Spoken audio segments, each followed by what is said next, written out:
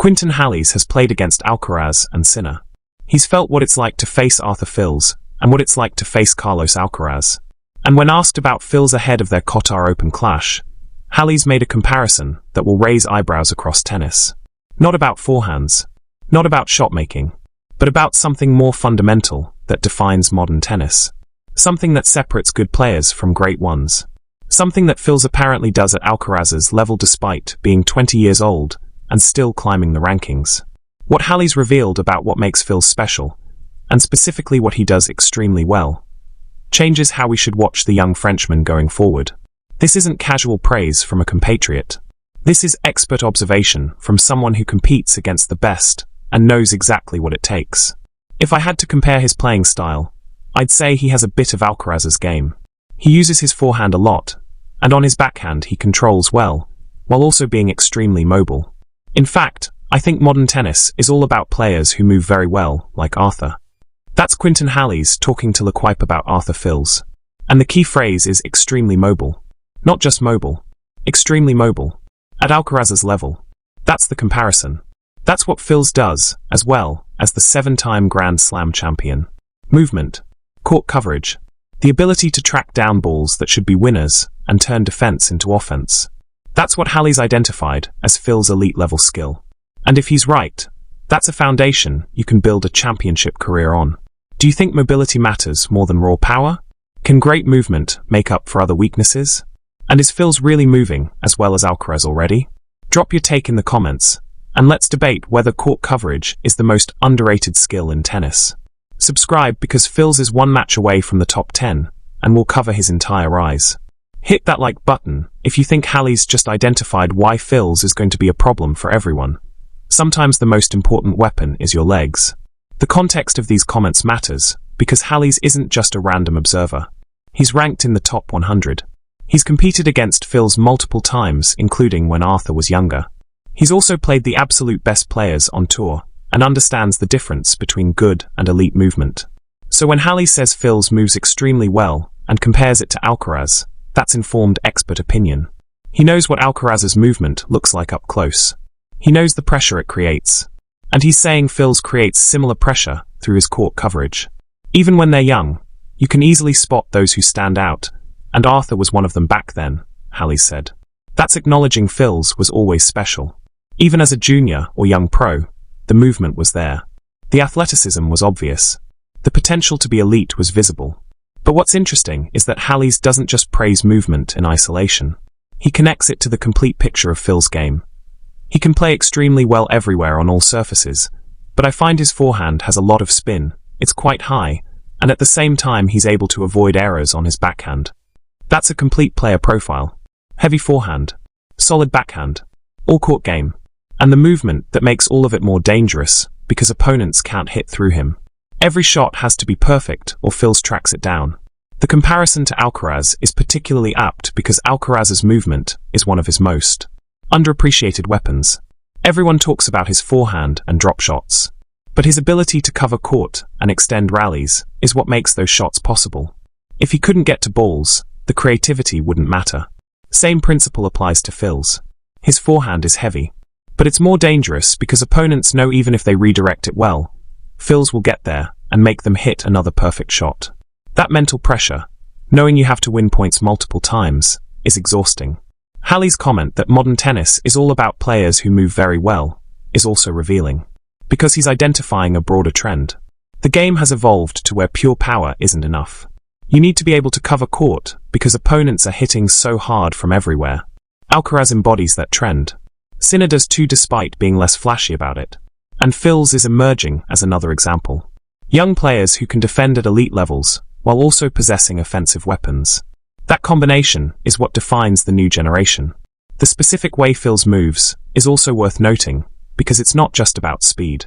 It's about anticipation, first-step quickness, and balance. You can be fast in straight lines, but still have poor court coverage if your positioning or recovery isn't elite. Fils apparently has all of it. The anticipation to read where balls are going.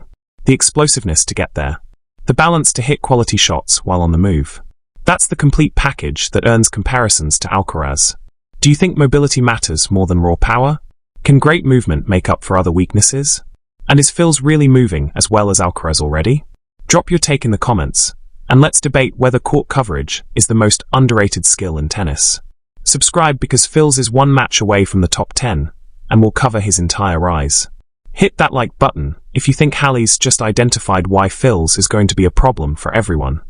Sometimes the most important weapon is your legs. The evidence from their actual match supports Halys' assessment.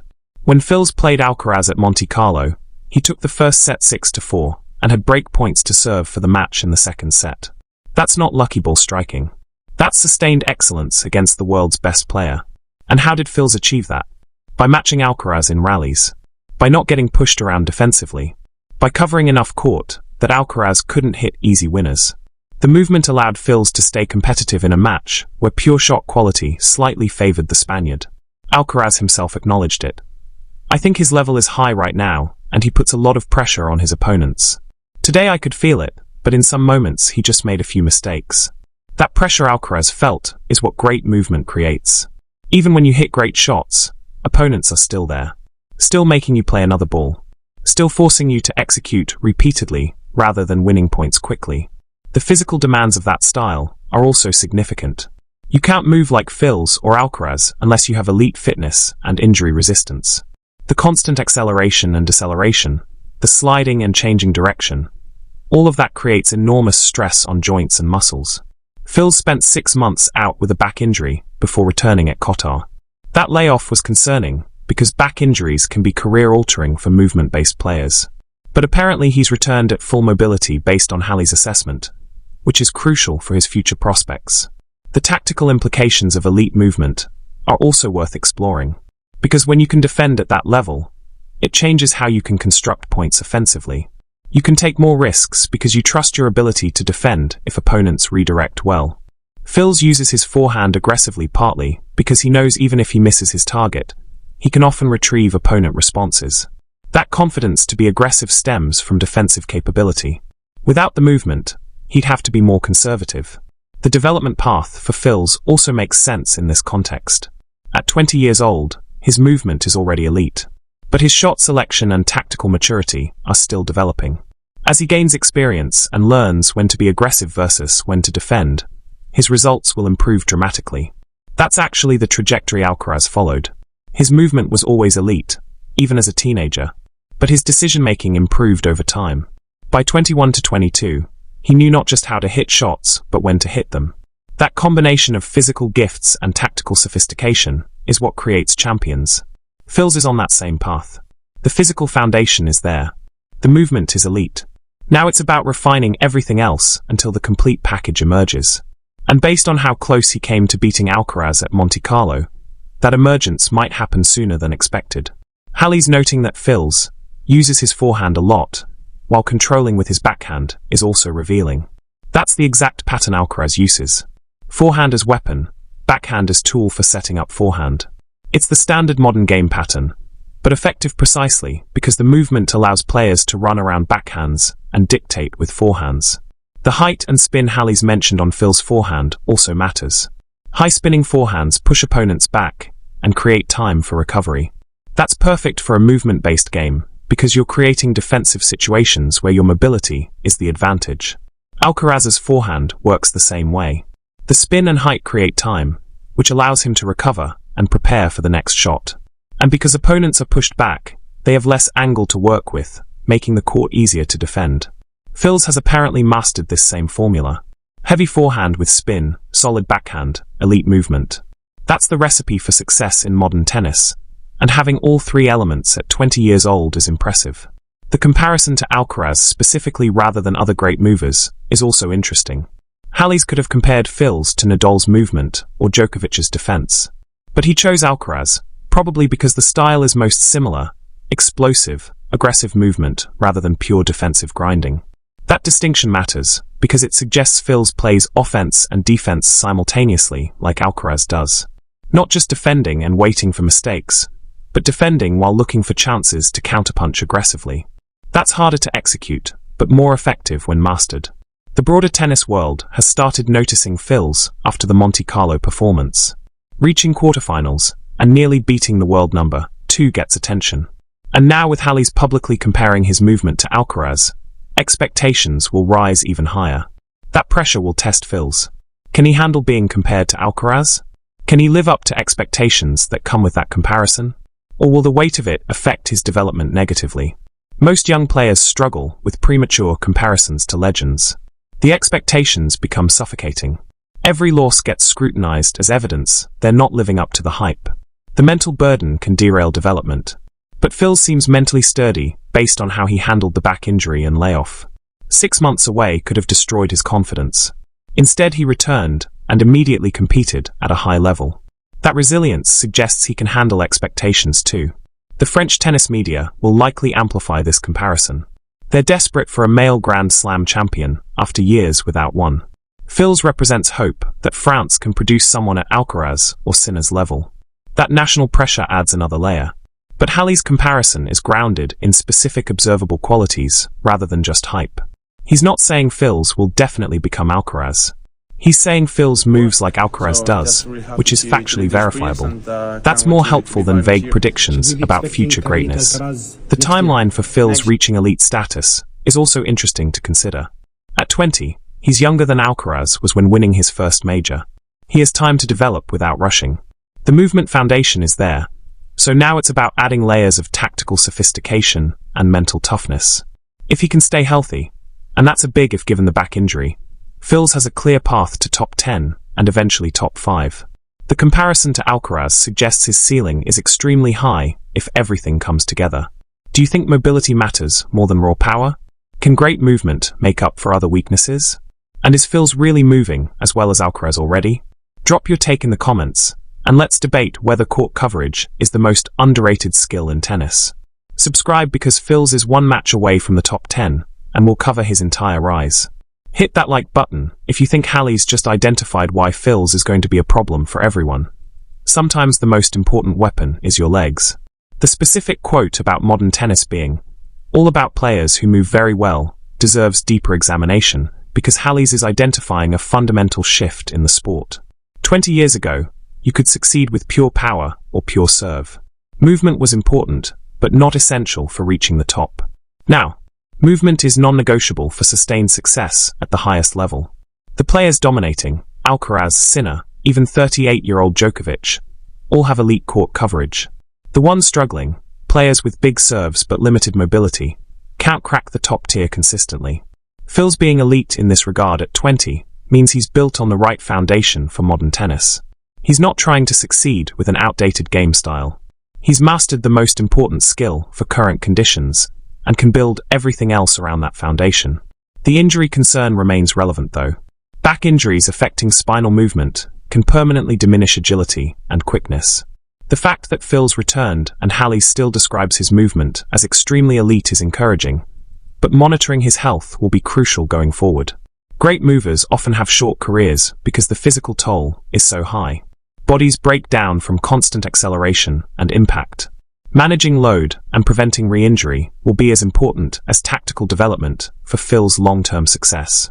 The comparison point of using forehand a lot while controlling with backhand also reflects smart tactical evolution. Because dominating with forehand allows for more aggressive positioning and court coverage patterns. You can shade toward your forehand side, knowing you'll get there, and dare opponents to hit to your backhand. When you execute that pattern with Alcaraz-level movement, you become incredibly difficult to beat. Opponents have to hit perfect shots to your backhand, and even then you might run around it. That's psychological warfare through positioning and threat. Fils apparently creates similar pressure despite being 20. That's precocious tactical maturity to go with physical gifts. Most young players take years to understand positioning and court coverage strategies. Fils seems to have internalized them already. The French tennis establishment must be thrilled with Halys' assessment. After years of near misses with players like Tsonga, Monfils, and Gasquet, all talented but never quite reaching the absolute top, Fils represents hope for sustained elite-level success. Having someone compared favorably to Alcaraz by a peer rather than just hopeful media creates credible excitement. Halys has no incentive to hype Fils beyond reality.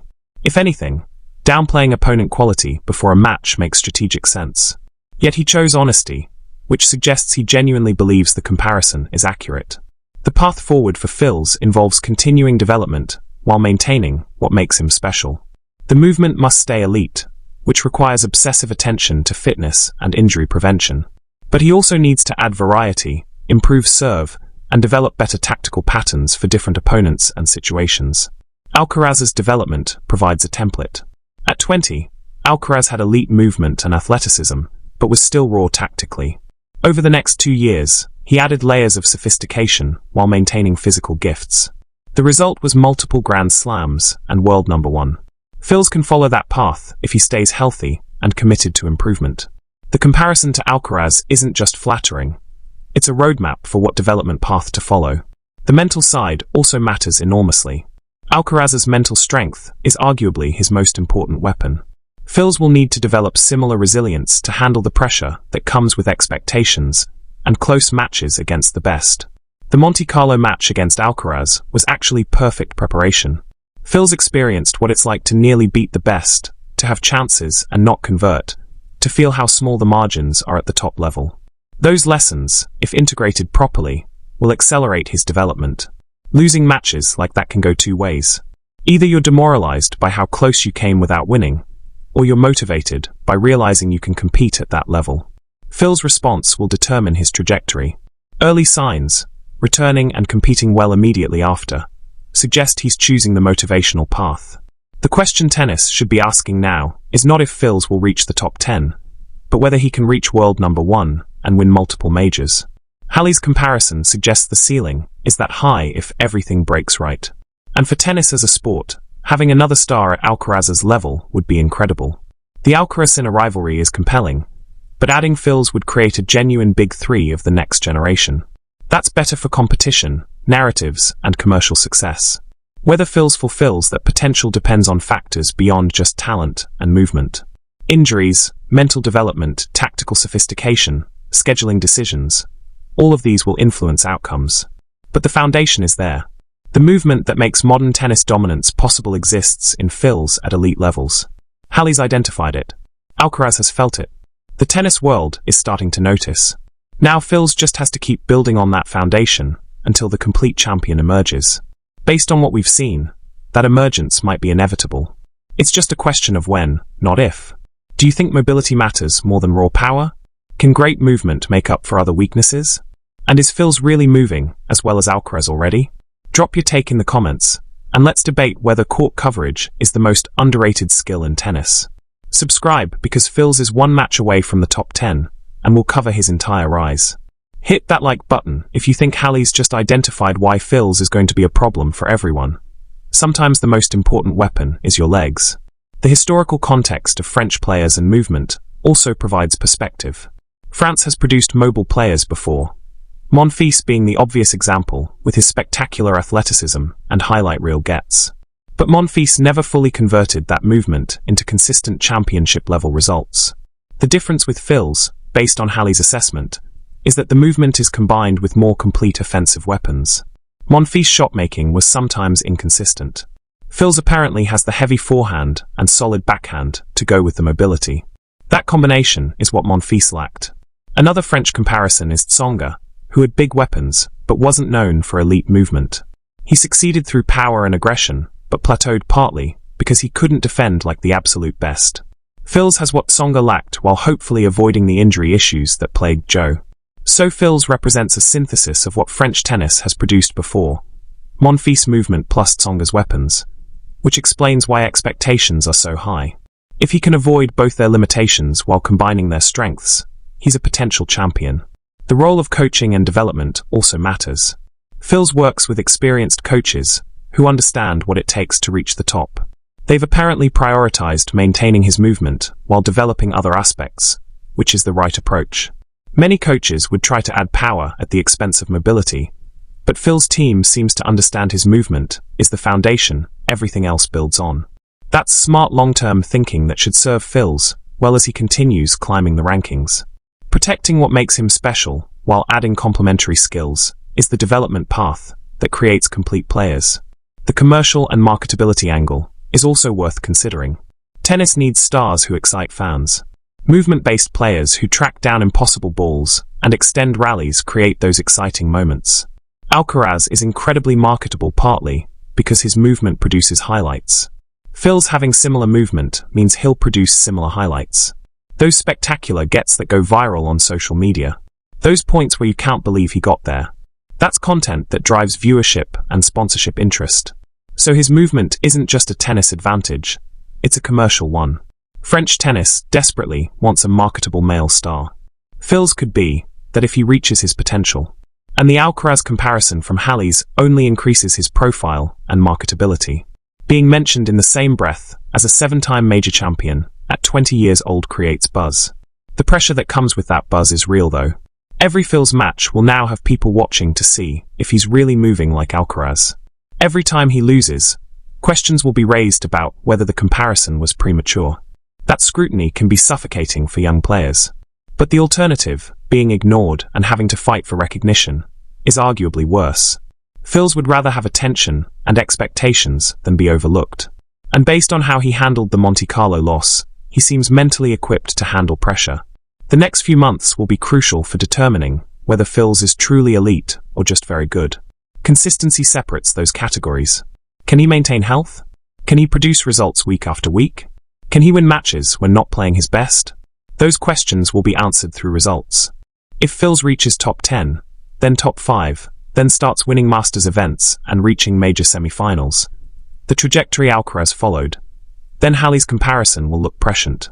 If Phil's plateaus in the 10 to 20 range, it will be seen as premature hype. The tennis community is watching closely now. Halys has put Phil's on notice by comparing him to Alcaraz. That comparison is both gift and burden. Gift because it validates his talent. Burden because he now has to live up to it.